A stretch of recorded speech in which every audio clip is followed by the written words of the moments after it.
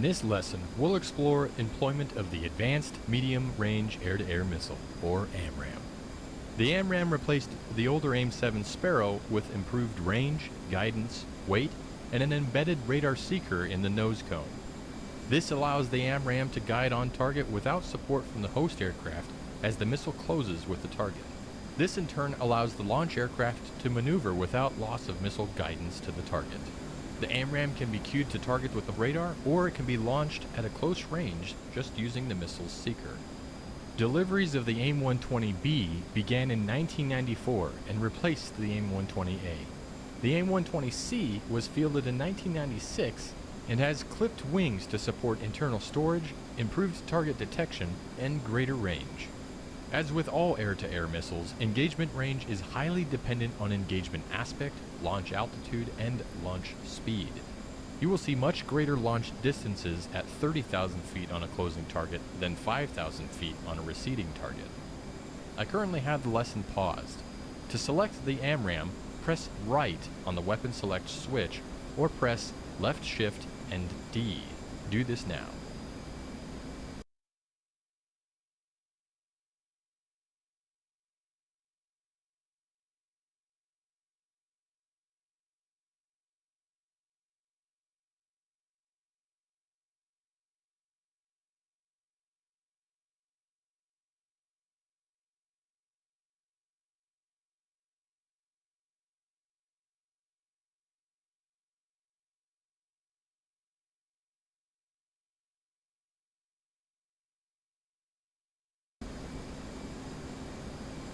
Let's first take a look at the AMRAAM format page on the left DDI.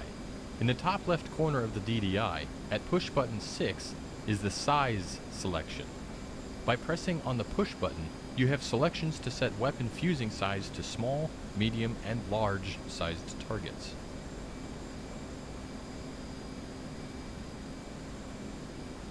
We'll be shooting down some drone MiG-29s, so select small.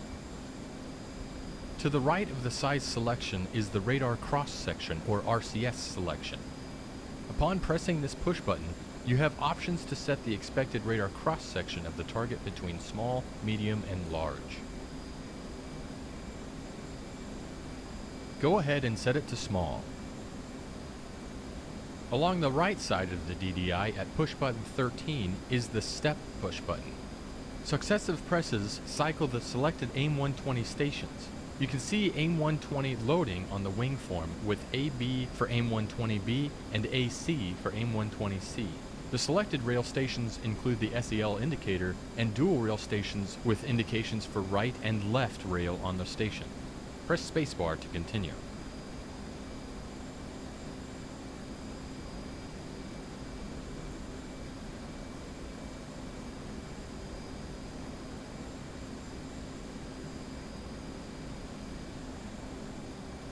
When we selected the AIM-120, we also set the radar on the right DDI to the AIM-120 default settings. These include a range scale of 40 miles, a 2-bar scan, an azimuth of 140 degrees, and an interleaved PRF. Let's keep these as is. Press spacebar to continue.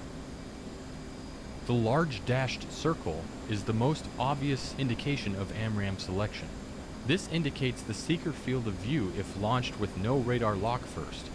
This is termed Mad Dog launch, and the AMRAAM will lock on to intercept the first target it detects within the dashed reticle area out to 10 miles.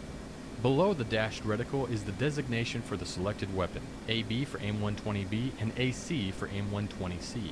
Below that is a visual indication, meaning there is no radar lock, and if launched now, the missile would be in Mad Dog mode. Press spacebar and I'll add some drone targets. On the right DDI radar page, we see a target, or called a hit, on the radar.